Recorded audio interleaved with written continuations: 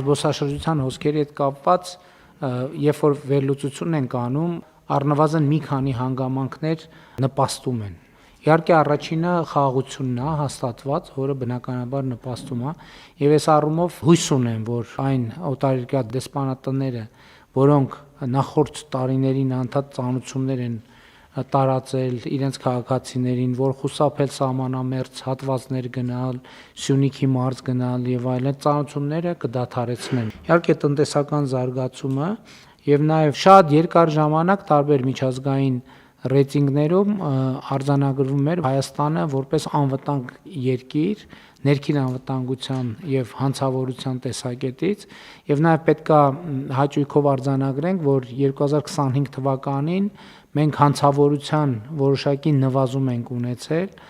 եւ կարծում եմ, որ սրանք էլ են լրացուցիչ գործոններն են, որոնք նպաստում են զբոսաշրջային հոսքերի աճին